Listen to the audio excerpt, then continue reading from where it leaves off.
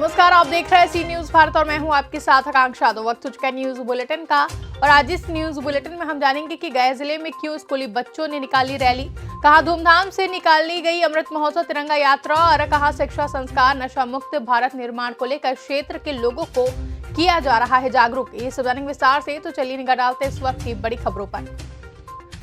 प्रखंड मुख्यालय स्थित प्रोजेक्ट +2 गर्ल हाई स्कूल से गुरुवार को नशा मुक्त भारत अभियान के तहत बच्चियों ने रैली निकालकर लोगों को नशों से दूर रहने का संदेश दिया। ये रैली स्कूल परिसर से निकलकर इमामगंज बाजार को भ्रमण करते हुए डुमरिया मोड़ एवं झराहा गांव होते हुए पुनः स्कूल परिसर में पहुंचकर समाप्त की गई।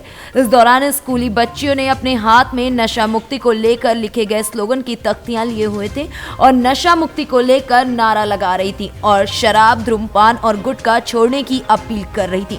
वहीं नारों और स्लोगन के माध्यम से बच्चियों ने नशे से होने वाले नुकसान के बारे में भी आमजन को अवगत कराया। इसके साथ ही कहा कि जीना है तो शराब मत पीजिए, शराब जुआ की बर्बादी है। अगर शराब पीजिएगा तो रात में पत्नी और बेटे से झाड़ू से पिटाई होगी। इसके साथ ही अन्य स्लोगन भी लिखे हुए थे। आज क्या कार्यक्रम रैली निकाले हुए नशा मुक्ति को लेकर क्या लोगों को संदेश दे रहे हैं, क्या जागरूक कर रहे हैं? नशा बंद करने का, जो सिगरेट पीते हैं वो बंद कराने का है। शराब नशा नहीं करना, नशा करने से सब कुछ खराब होता है, किडनी खराब होता है, इसलिए कुछ नहीं हो जाता है। अपने गांव में प्रचार प्रसार आज कर रही है रैली निकाल करके, क्या लग रहा है कि आप लोग की बात सुनेंगे? सुनेंगे। प्रचार प्रसार के माध्यम से लोग तक नशा मुक्ति पूर्ण से बंद हो जाएगा? बंद होगा। अपना नाम बता दीजिए। लाडली कुमारी। आज आप तो रैली निकाले हुए हैं, क्या सोच करके निकाले हैं? कि लोगों तक हम ये संदेश पहुंचा सके कि वो नशा ना करें। नशा करने से आजकल बहुत सी बीमारी हो रही है। क्या क्या जैसे में? किडनी खराब हो रहा है, हमारा लीवर भी खराब होता है इससे। सिगरेट भी हमें नहीं पीना चाहिए। जहरीली शराब भी है, शराब भी लोग सेवन करते हैं और हम यही संदेश पहुंचा रहे हैं लोगों तक कि वो नशा न। बिहार से सी न्यूज संवाददाता अशोक शर्मा की रिपोर्ट। कस्बाबाद में स्वतंत्रता की 75वीं वर्षगांठ के उपलक्ष्य में स्वतंत्रता का अमृत महोत्सव का कार्यक्रम कराया गया, जिसमें नगरवासियों ने नगर में बड़े हर्षोल्लास के साथ भारत माता की रथ यात्रा निकाली, जिसमें नगरवासियों ने जगह जगह पर भारत माता की पूजन कर आरती का कार्यक्रम किया। वहीं रथ यात्रा का प्रारंभ राजकीय इंटर कॉलेज बार से होते हुए मेला चौराहे बस स्टैंड होते हुए नरसिंह मंदिर प्रांगण पर कार्यक्रम का समापन हुआ। शुभ अवसर पर बार के निवासी स्वतंत्रता सेनानी स्वर्गीय भैरव प्रसाद राय के परिजनों को भी नगरवासियों ने सम्मानित किया। कार्यक्रम में विजय रैकवार एवं ब्रजेश चौरसिया ने आजादी किस प्रकार मिली शीर्षक पर अपने अपने विचारों से लोगों को अवगत कराया और इस अवसर पर उन्होंने अपने उद्बोधन में स्वतंत्रता संग्राम के उन महापुरुषों को याद किया जिन्होंने स्वतंत्रता प्राप्ति के लिए वास्तव में नींव के पत्थर की तरह कार्य किया था। साथ ही हमारे क्षेत्र के निवासी भी जिन्होंने स्वतंत्रता की लड़ाई में अपना अतुलनीय योगदान दिया, ऐसे स्वतंत्रता सेनानियों को कभी नहीं भुलाया जा सकता। ये बातें भी कही गई। ललितपुर से सी न्यूज संवाददाता निकी राजा के साथ जितेंद्र यादव की रिपोर्ट। शिक्षा संस्कार नशा मुक्त भारत निर्माण को लेकर क्षेत्र के लोगों को जागरूक करने के लिए संस्कार व ट्यूशन सेंटर की ओर से मधुबन में आने वाले 22 दिसंबर को 151 फीट लंबी तिरंगा यात्रा निकाली जाएगी। इसकी जानकारी संस्था के साहिल हिंदुस्तानी व समाज सेवी आशा पूरन कुशवाहा ने देते हुए बताया कि ये तिरंगा यात्रा मधुबन के श्री कृष्ण गौशाला से शुरू होगी तथा मधुबन के विभिन्न मार्गों से होकर गुजरेगी। सबसे पहले आपका हम परिचय जानना चाहेंगे। मेरा नाम साहिल हिंदुस्तानी है और सीसीडी संगठन है। जिस तरह सुभाष चंद्र बोस जी आज़ाद हिंद फौज के स्थापना किए थे, उसी प्रकार देश के समस्या के समाधान के लिए सीसीडी संस्था है और उसके लिए ये तिरंगा यात्रा के आयोजन किया गया है। कब है ये 22 तारीख को है। आपके मधुबन ब्लॉक के गौशाला चौक से शुरू होगी और पूरे बाजार में घूमेगी। 151 फीट तिरंगा यात्रा है और उसके बाद प्रोग्राम है। इसमें वो जो उद्देश्य है वो उद्देश्य ये है कि नशा मुक्ति, शिक्षा का मतलब है कि हर घर में सरदार पटेल बने, अब्दुल कलाम बने, अंबेडकर साहब बने। और चूंकि हर लोग सिर्फ कहने से नहीं होगा, अब करना पड़ेगा, यही है। मोतिहारी से सी न्यूज संवाददाता अजय मिश्रा की रिपोर्ट।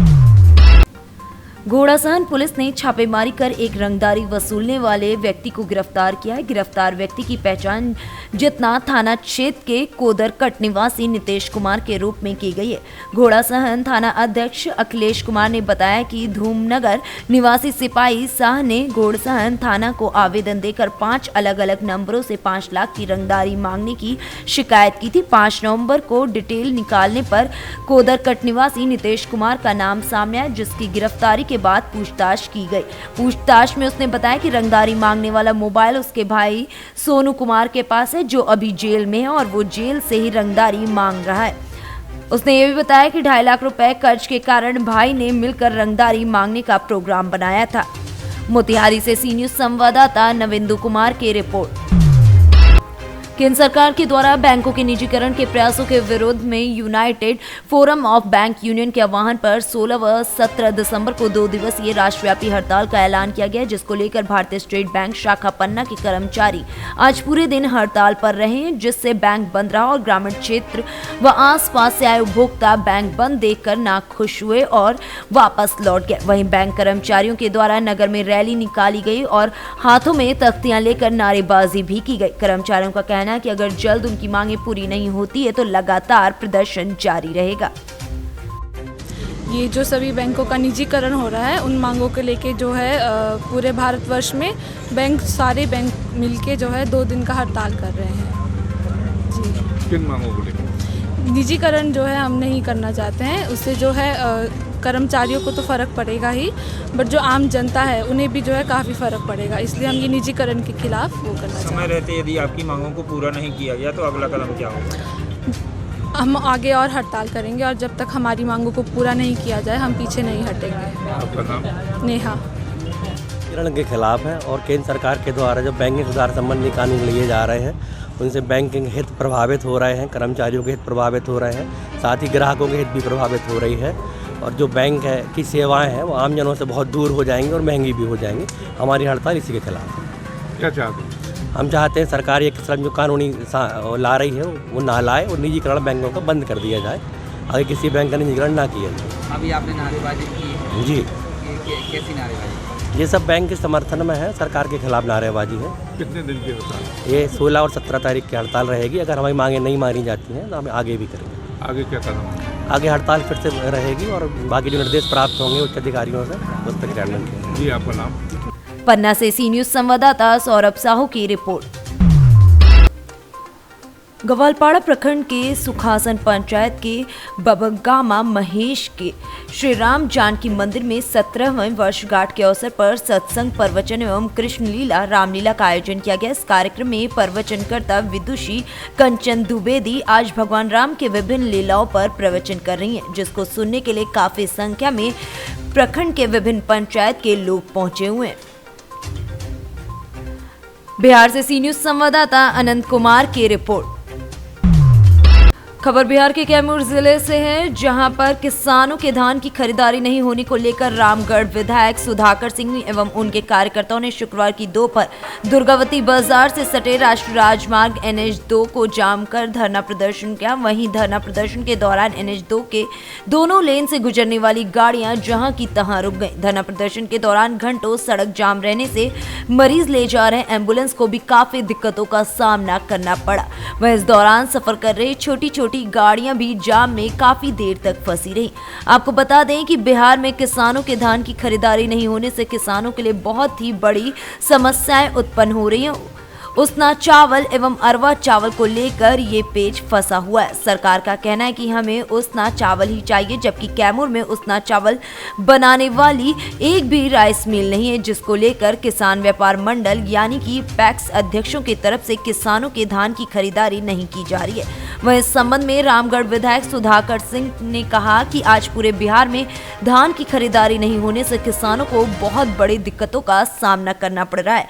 नीतीश सरकार के राज्य में कालाबाजारी चरम सीमा पर है। किसानों को समय पर रबी फसल की बुआई के लिए खाद भी नहीं मिल रहा है। किसानों के साथ सरकार घोर अन्याय कर रही है। किसानों को धान नहीं लिया जाएगा तो किसान अपने घर में बेटी बहन की शादी कैसे करेंगे। इन्हीं सब समस्याओं को लेकर आज हम लोग दुर्गावती बाजार में राष्ट्रीय राजमार्ग NH2 पर जाम करके सरकार के खिलाफ धरना प्रदर्शन कर रहे हैं। पूरा बिहार आज धान खरीद नहीं होने से पूरा किसानी ठप पड़ा हुआ है। पूरे बिहार में पूरे बिहार में DAP के खाद नहीं होने से बुआई प्रभावित है। गेहूं का कालाबाजारी चरम सीमा पर है।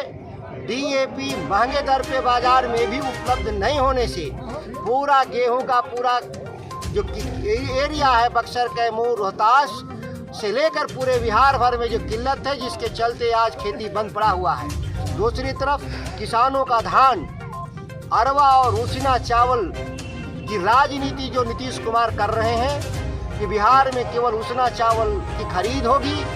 पूरे कैमूर जिला में, पूरे रामगढ़ विधानसभा में एक भी उसना मिले नहीं है। तो आखिर इस बिहार के और इस कैमूर के किसानों का धान कौन खरीदेगा? और जब तक धान नहीं बिकेगा तब तक किसानों की घर में शादी नहीं हो पाएगी, बच्चों की पढ़ाई नहीं हो पाएगी, बुजुर्गों का इलाज नहीं हो पाएगा, बाजार से लिए गए कर्ज की भरपाई नहीं हो पाएगा।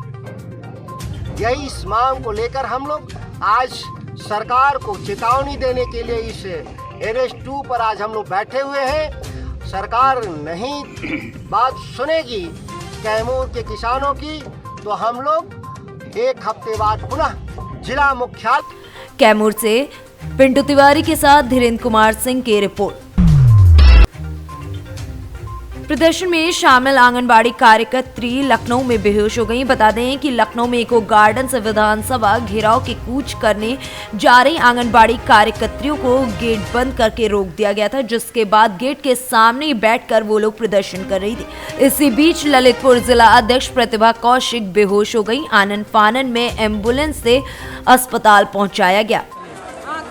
जैसा कि आप देख रहे हैं, राजधानी लखनऊ के इको गार्डन में आज प्रदर्शन के दौरान आंगनवाड़ी कार्यकर्तियों का आक्रोश चरम पर है और ये लोग विधानसभा की तरफ कूच कर रही थी, जहां पुलिस प्रशासन ने इनको इको गार्डन के गेट के पहले बैरिकेडिंग करके रोक लिया गया। ये लोग सरकार विरोधी नारे लगा रहे थे। अपने 10 सूत्रीय मांगों को लेकर राज्य कर्मचारी का दर्जा दिए जाने जैसे सहित नियमित वेतनमान की मांग कर रहे हैं। इसी बीच आप देख सकते हैं कि शाम का वक्त है और एक महिला कर्मचारी बेहोश हो चुकी हैं और एम्बुलेंस को बुलाया गया है। अब इनकी हालत बिगड़ती जा रही है। यहाँ पे महिलाएं परेशान हैं। महिला कर्मचारी आंगनबाड़ी कार्यकर्तियों द्वारा इनको लगातार कोशिश किया जा रहा है होश में लाने का। एम्बुलेंस अभी थोड़ी देर में पहुँच जाएगी। हम बात करते हैं कि किस ज़िले से आई हैं और कहाँ से आगे आइए सर। ये मैडम कहाँ से आई हैं? ललितपुर से। ललितपुर से? हाँ, ललितपुर से। तो ये क्या जिलाध्यक्ष हैं? हाँ, जिलाध्यक्ष हैं, आंगनबाड़ी कार्यकर्त्री जिलाध्यक्ष हैं। क्या नाम है इनका? प्रतिभा कौशिक। तो कैसे तबीयत इनकी खराब हुई, क्या हुआ? खड़ी है, नारे लगा रही है, मांग करने आई, खड़ी है, वैसे तबीयत खराब, चक्कर आ गया। आप देख सकते हैं कि ये वार्ता न होने के कारण शासन स्तर पर इन लोगों के अंदर जो आक्रोश था, शायद इसी वजह से ये तबीयत इनकी बिगड़ गई और ये बेहोश हो गई है। एम्बुलेंस आ गई है, एम्बुलेंस द्वारा इनको हॉस्पिटल के लिए। लखनऊ से सी न्यूज़ संवाददाता उमेश विश्वकर्मा की रिपोर्ट।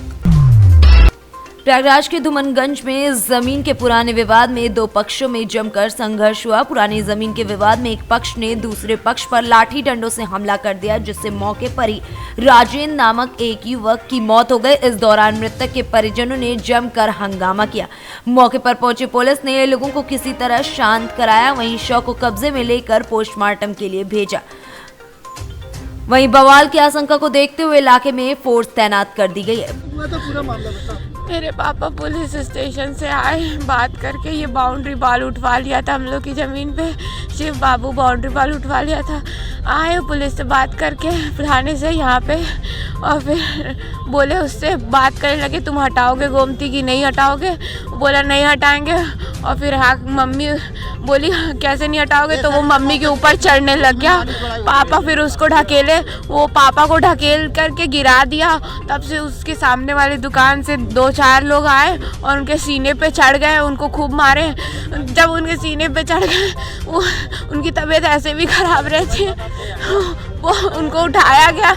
हम लोग उन हटाने लगे, जैसे ही वो उठ के खड़े हुए मेरे पापा खड़े ही नहीं हो पाए, उनको वही अटैक आ गया। उनके सीने पे ऐसे चढ़ गए थे चारों लोग, शिव बाबू भी चढ़ गया था, वो मोहम्मद नाम का था जो वो भी चढ़ गया था। मेरे पापा मेरे हाथ के सामने से चले गए। पुलिस कंप्लेंट कितनी बार कंप्लेंट किया था। नगर निगम तक बात पहुंच गई, गोमती हट गई। यहाँ के पुलिस वाले धूमनगंज थाना वाले उसकी गोमती वापस रखवा दिए, हम लोग को बाउंड्री वॉल नहीं करवाने दिए, उसने वापस से गोमती रख ली। और उसके बाद से कोई कुछ सुनता ही नहीं। इतना एप्लीकेशन दी, मैं अपने हाथ से एप्लीकेशन लिखती थी, मुझे मालूम है मैंने कितनी एप्लीकेशन लिखी है, लेकिन किसी ने कोई कार्रवाई नहीं की। मेरे पापा, मेरा नाम प्रतिष्ठा कुशवाहा है। प्रयागराज से सी न्यूज संवाददाता कमर की रिपोर्ट। फिलहाल के लिए बुलेटिन में बस इतना ही। देश और दुनिया की तमाम बड़ी अपडेट्स के लिए बने रहे सी न्यूज भारत के साथ।